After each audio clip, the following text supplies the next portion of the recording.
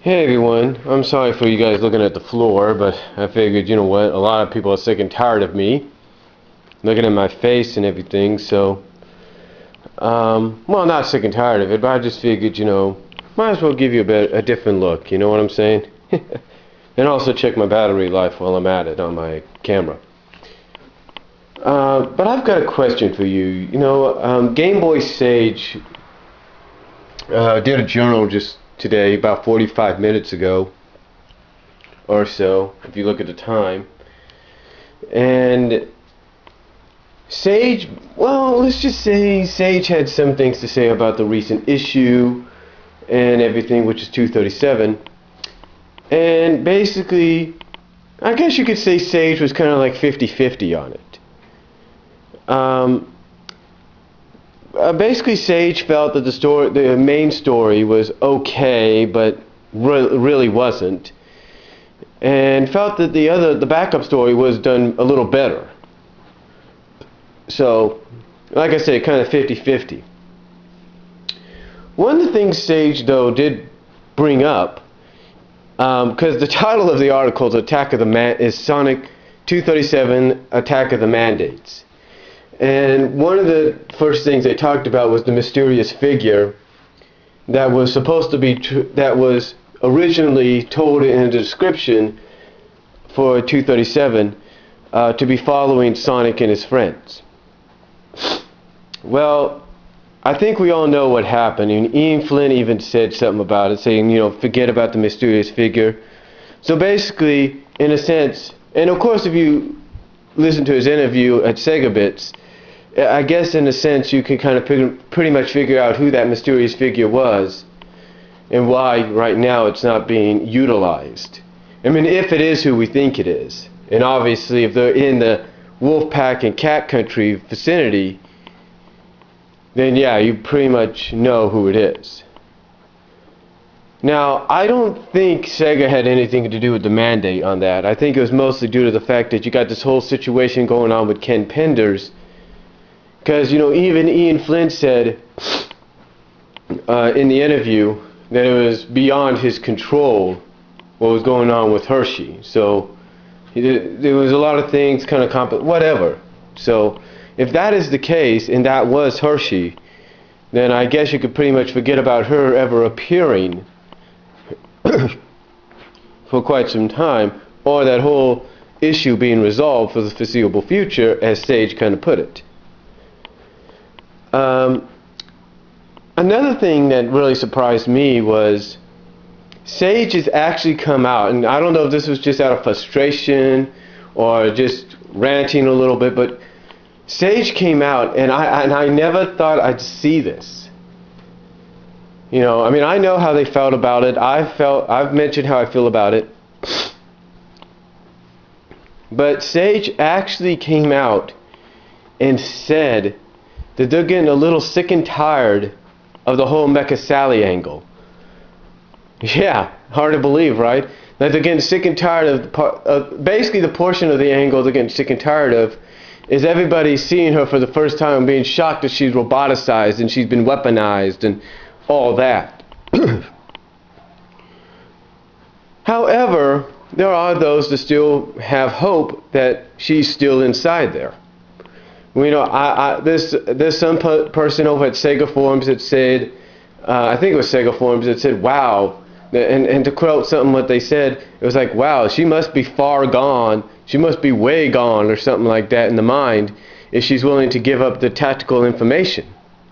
The information of that peace treaty between the Cat Nation and the Fidel and the Wolfpack. But you got to remember this, folks. You got to remember this.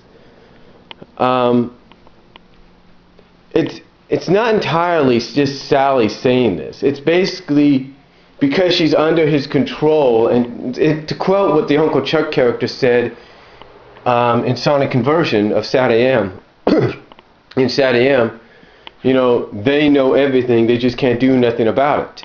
So basically she knows she's giving up information, but she can't do nothing about it. She can't stop herself or stop her roboticized self from giving out the information. She's basically like, okay, this is what you have to do, blah, blah, blah.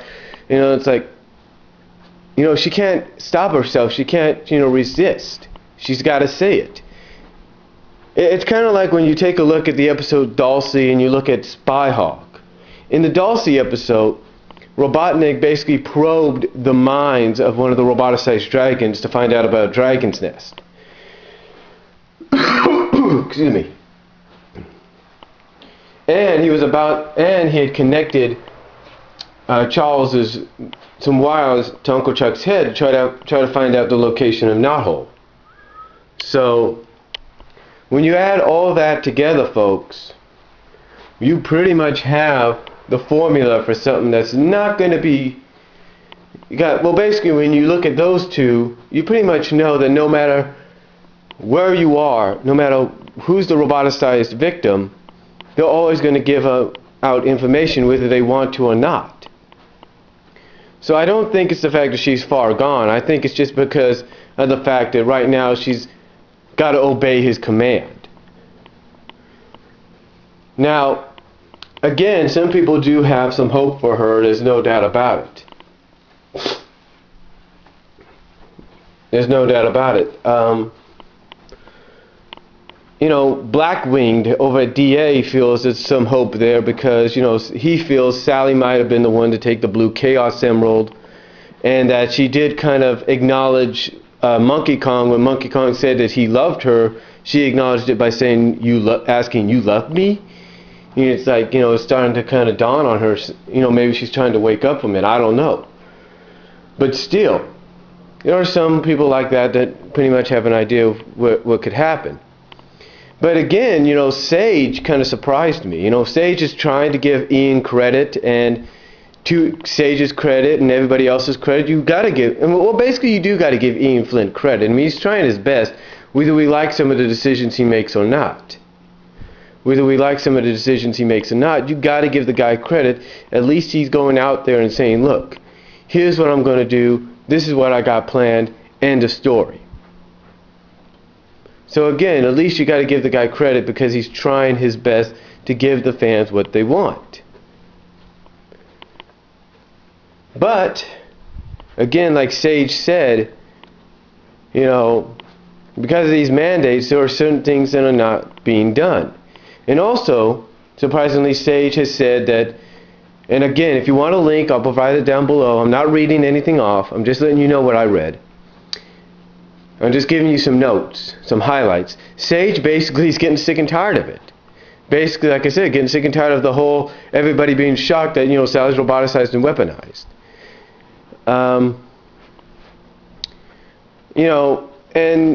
Even though she finds the side story glorious, she doesn't find it, glorious without some flaws. Like, now all of a sudden, wondering why all of a sudden, Mana's going like, oh, Nicole has to be put in her place into what have I done? And, you got to read it. I'll provide the link. You got to read it for yourself. But, they thought it was a better story than the main story, but still, it's like, one of the questions Sage was asking was, is Mina doing this now because Naugus is in the vicinity and she feels Naugus is a bigger threat than Nicole was? Or what? But one of the constant things that Sage did say in this journal is that this issue, I guess you could say, had some lazy writing. That's what Sage said. Had some lazy writing that resurfaced itself in this issue. So, I don't know exactly what to say about that. I mean, I can understand sometimes writers will have an off day or something like that, or an off issue. I get that. But, I don't understand exactly what you can mean by lazy writing. I mean, yeah, we know that, Ian Flynn's doing his best to throw us a bone and trying to curveball us and all that. We get that idea. All writers are supposed to do that, no matter if the comic book or graphic novel writers or teen novel writers, whatever. They're trying to. The job is to always throw you curveballs. So the question is, though, is the curveball finally being revealed? We don't know, but for someone like Game Boy Sage, who in the past did rant a little bit, but is now willing to give the rest of the story arc a chance, for someone like that to come out and say what they said, to me it was kind of surprising. But you know, hopefully it's only for this issue, and maybe they'll find the next issue better. We can only hope. But again, I'll provide the link down below. You guys can read the journal for yourselves. But tell me what you guys think overall when you read it. Video response if you like. Game Boy Sage has a account here on YouTube. I think it's called Game Boy 0001 or something like that. I'll provide it down below. But tell me what you guys think. Video response if you like. Link will be provided, and I'll talk to you all later.